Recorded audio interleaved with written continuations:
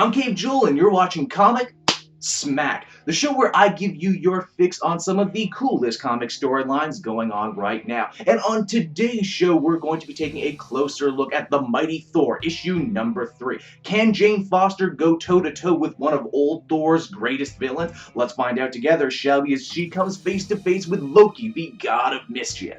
So, picking up from where the last issue left off, Loki, the former god of mischief and current god of stories, I'm not sure if that is still in canon after Secret Wars, decides to make an appearance to the new god of thunder. At first, Loki plays it cool, plays it coy, says he thinks it's cool that there's a new god of thunder, cool that there's a new Thor running around because he's certainly not the same Loki he used to be. No, he's a Loki who wants to help, a Loki who wants to be a real booster. Of course, Jane Foster doesn't buy a word of this claptrap and decides to deck him upside the head with her hammer as a nice bit of payback for the years worth of kidnapping she suffered at Loki's hands. Granted, that wasn't the real god of mischief, just an illusion. Loki says, hey, if you don't like this version of me, maybe you'll like one of my older versions. I mean, I've been so many people over the last couple of years. This really is a great panel right here. Hey, stop and try and pick your favorite. Also, extra points if you're able to pick out the homeless Loki from the Thor Secret Wars tie-in. Which, geez, was that just a nice art cameo, or are they implying here that this Loki was indeed that Loki and because of it actually remembers living through the events of Secret Wars? But let's face it, there's really only one alternate version of Loki we all want to see here, and that is of course the Lady Loki, who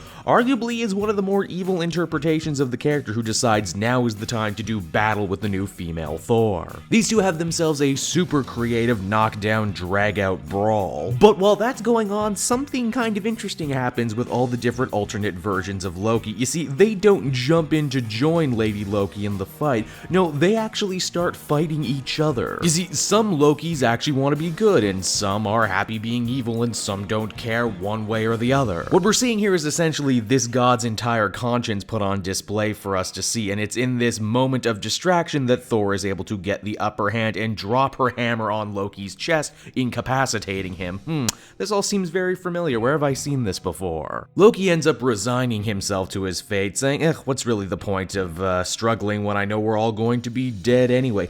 Dead at the hands of giant bats that are about to drop Roxxon nukes on the Light Elf Kingdom. Thor, of course, can't allow this to happen, so she flies up and expends her entire storm powers to destroy the nukes before they can land. Unfortunately, this attack took every bit of her strength, which means she's now careening back down to the ground as poor Jane Foster, cancer patient. Thor number 3 is a bit of an odd issue, actually. It stops the Thor elf storyline completely and instead focuses on Loki. Or more specifically, it deals with Jason Aaron trying to reconcile all the character growth and development Loki got in his solo Al Ewing series with what he's trying to accomplish here in this story. I get the feeling Aaron either really prefers Loki as a villain or needs him as a villain for what he has planned. So instead of seeing a Loki who's, acting as a double agent for the Dark Council, here he actually does genuinely want to fight Thor, but at the same time he's really conflicted about it. It's a cool story, especially if you are a longtime Loki fan, but I wouldn't call it one of the best issues of this Thor run. I can only give it a 7 out of 10. Hey everyone, thanks so much for watching my newest video. I hope you enjoyed it, and I hope you'll feel like checking out some more videos I have on offer here at Cape Jewel.